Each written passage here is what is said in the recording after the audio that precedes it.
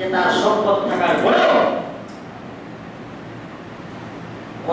অসহায় অনাথ মানুষ যারা গরিব দুঃখী এটি অসহায় তাদের পাশে দাঁড়ায় না।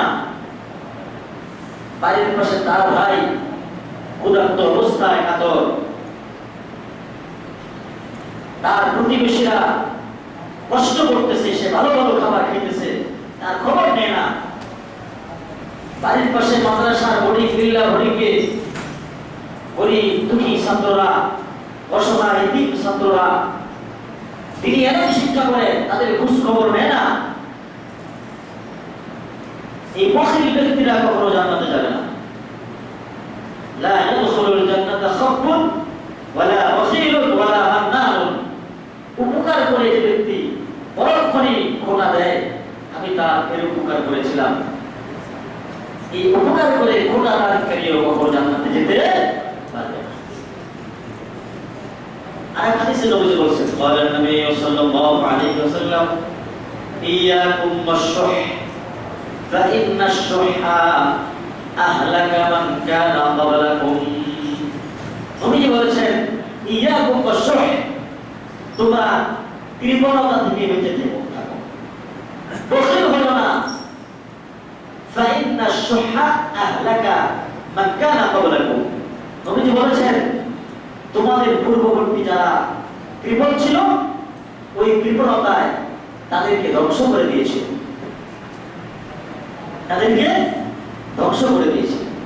সুতরাং আপনি কোটি কোটি টাকা দান করতে হবে, লক্ষ লক্ষ টাকা দান করতে হবে এরকম না। যখন যে অবস্থাটা আপনার সামনে আসে ওই অবস্থার মধ্যে যখন আপনি 10 টাকা দিবেন, আপনার সাধ্য অনুযায়ী, আপনার তৌফিক অনুযায়ী যখন আপনি আপনাকে বাড়িয়ে দিবেন, অসহায় যারা অনাথ অসহায় তাদের সামনে আপনি দাঁড়াবেন, তাদের পাশে যখন আপনার সাধ্য যদি আপনি থাকবেন, ওটাই আল্লাহ তাআলা আপনার জন্য কবুল করবেন। হযরত আবু হুরায়রা রাদিয়াল্লাহু তাআলা হাদিসটা বর্ণিত, নবীজি বলেছেন, যে ব্যক্তি তার হালাল উপার্জন থেকে খেজুর পরিমাণও আল্লাহর রাস্তায় দান করে, হাদিসটা গুরুত্বপূর্ণ, ভালো করে শুনে, খেজুর পরিমাণও আল্লাহর রাস্তায় ব্যয় করে। আর মনে রেখো তোমরা, আল্লাহ হালাল ব্যতীত গ্রহণ করেন না। এই কথাটা ইম্পর্টেন্ট, গুরুত্বপূর্ণ। আল্লাহ হালাল ব্যতীত গ্রহণ করেন না। আল্লাহ তাআলা তার ওই খেজুর পরিমাণ, হালাল খেজুর পরিমাণ দানকে আল্লাহর কুদরতি ডান হস্তে গ্রহণ করে, আল্লাহর কুদরতের ডান হাতে আল্লাহ কবুল করে গ্রহণ করে আল্লাহ তাআলা ওই দানকারীর জন্য এটা লালন পালন করতে থাকেন। সুবহানাল্লাহ। যেমনই ভাবে তোমাদের কোনো ব্যক্তি ঘোড়ার বাচ্চাকে লালন পালন করে, ঠিক তেমন করে আল্লাহ লালন পালন করতে থাকে, এবং কি এটা পাহাড় পরিমাণ হয়ে যায়। সুবহানাল্লাহ।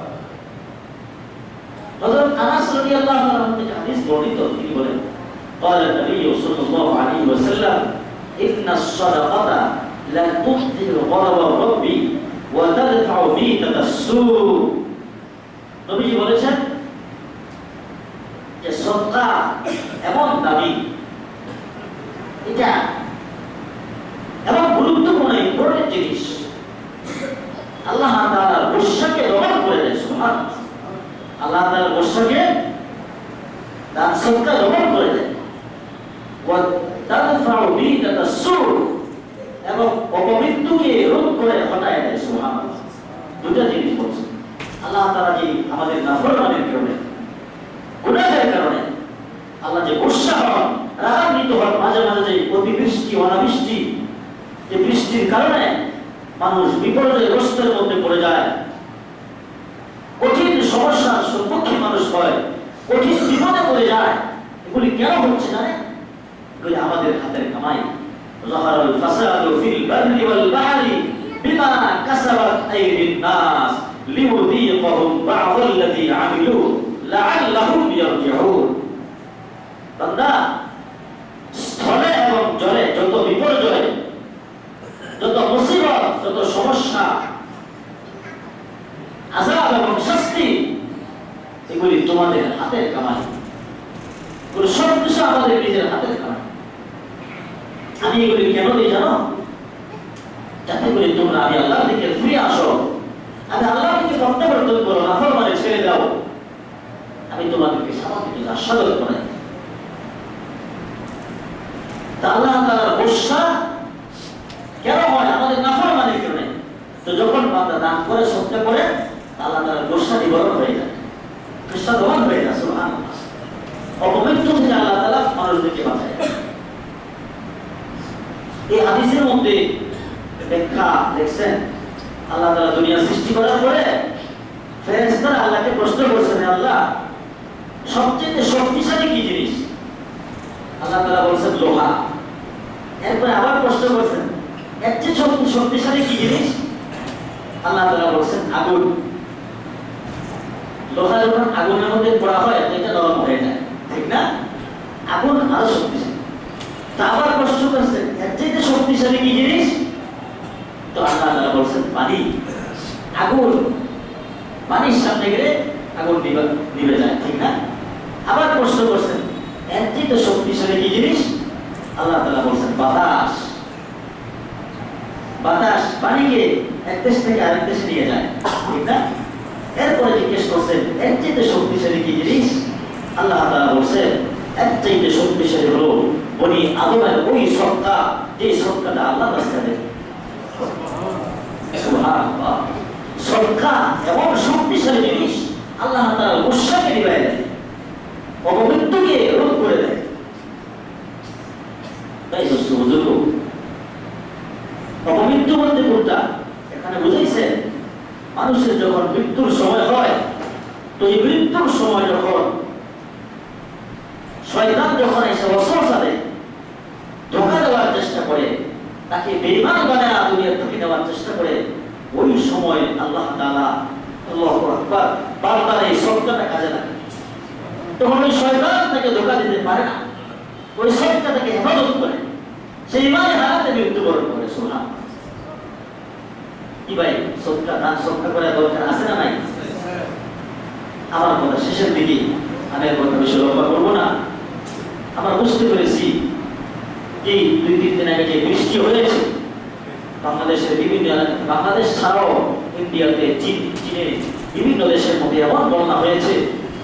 আমাদের বাংলাদেশের বিভিন্ন ডিস্ট্রিক্টে বন্যা কবলিত এলাকায় মানুষদের যে ক্ষতিগ্রস্ত হয়েছে, আপনারা হয়তো মোবাইলে, খবরের পত্রপত্রিকায় বা মিডিয়াগুলির মধ্যে আপনারা দেখেছেন। আমি একটা দৃশ্য দেখছি, দেখা চোখে পানি রাখার মতো কান্না। একজন বৃদ্ধ মানুষ, তার বয়স হয়তো 70 থেকে 80 হবে, হয়তো আপনারাও দেখছেন, উনি যে পানির মধ্যে ওনার গলা পর্যন্ত পানি হয়ে গেছে। ওনার হাতে একটা কোরআন শরীফ, সৌদি আরবের যে কোরআন শরীফটা, এই কোরআন শরীফটা উনি এইভাবে পানির উপরে রাখছেন, হেফাজত করছেন, আল্লাহর কালামটাকে হেফাজত করার চেষ্টা করছেন। কোরআনটাকে উনি পানিতে ছেড়ে দেন না। পাশে একটা ছোট্ট বাচ্চা, যে একটা কুঠুরির ভিতরে এই বাচ্চাটাকে বসায় দিছে।